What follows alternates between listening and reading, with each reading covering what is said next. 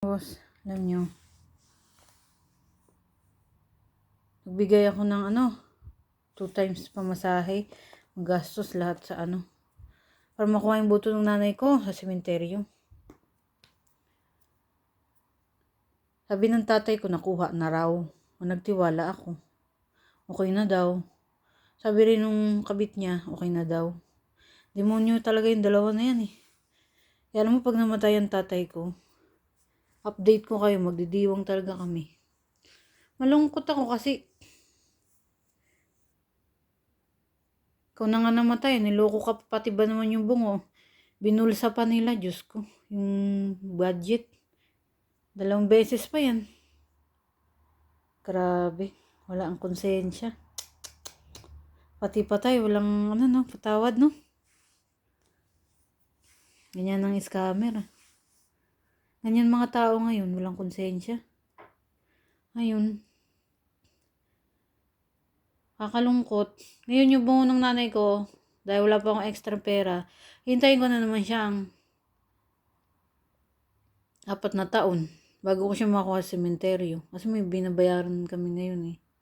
Hindi na pagkakasya yung budget. Ayun. Kasi nga, inuna ko na nga yan. Akala ko nga, okay na. Yung tatay ko tsaka yung kabit, nagsabuatan. Buong pamilya niya nung rigasa. Nandyan mga mukha niya, naka-pause eh. Save nyo na lang Traidor yung hayop na yan. Demonyo. Ayun, sa mga loob ko, pati ba naman patay, bungo na nga lang, hindi pa ka. Tangina.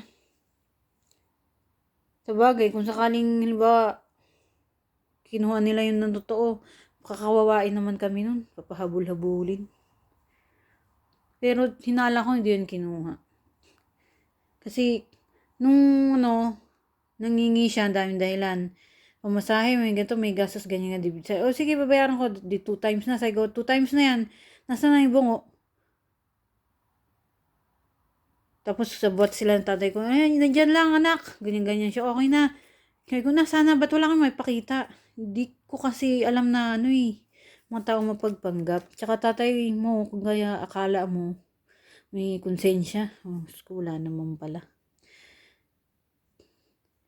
Alam ko namang salbahe siya, yung tatay ko noon pa, masamang tao yan eh. Alam ko yun, pero di ko akalain na Kasi nga nagpapanggap, minsan mabait siya, minsan hindi. Siyempre, bata pa ako. At saka, sino ba nagsabi silang tayo sa mundo? Di ba hindi, yung iba naman, di naman natin gusto isilang dito eh. Kaya sabi sa Biblia, hindi ang obligasyon eh. Bakit? Di mo obligasyon magulang mo. Bakit? Di naman natin sinabi silang tayo eh. Pero syempre, pag mabuti yung magulang mo, mabuti yung kahit di mo magulang, ibang tao, suklian mo naman. Sabi naman din sa Biblia yan. Utos din naman ni God yan. Tulungan. Kabutihan ni balik mo, hindi kasamaan. Di balik tayo. Ayun. Ang hirap talaga mga boss pag yung mapagpanggap. Napakadelikado, sinasabi ko sa inyo. Tulad niyan ng tatay ko, yung kabit niya. Ayun.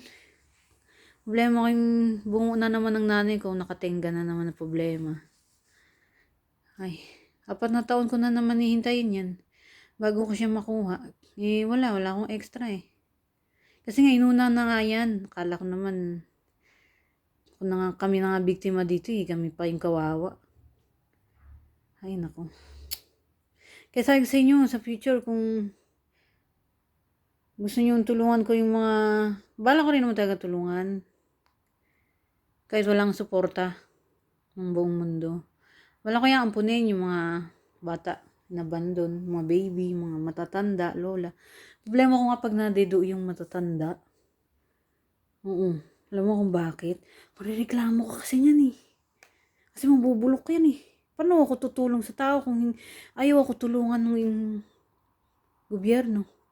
Ito yun, sabi ko, pakilad kay Tulpo. Itutulong ako kung ireklamo ko ng mga tao.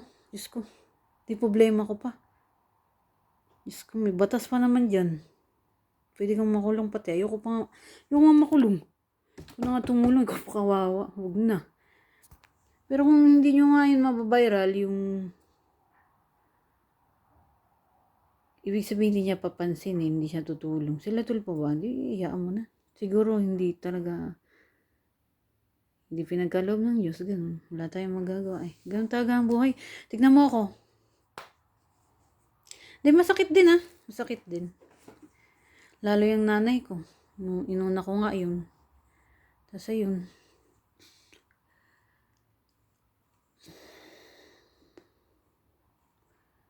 Hintayin ko na naman 4 years. Inuna ko na yun. 4 years hintayin ko. Hindi nila kinuha eh. Tinangga yung problema eh. Niloko ako. Tatay ko pa mismo. Malay ko ba na ano. Alam mo, sa totoo lang, hindi namin gusto magkapatid silang dito sa mundo eh. Mapahirapan ka lang eh, no? Ay, nako. Yun lang mga boss. Ciao. Happy Halloween. Lungkot Halloween ko eh. Kasi nga, akala ko ano. Kuha ako na yung buhok ng nanay ko. Hindi pa pala. Happy Halloween mga boss.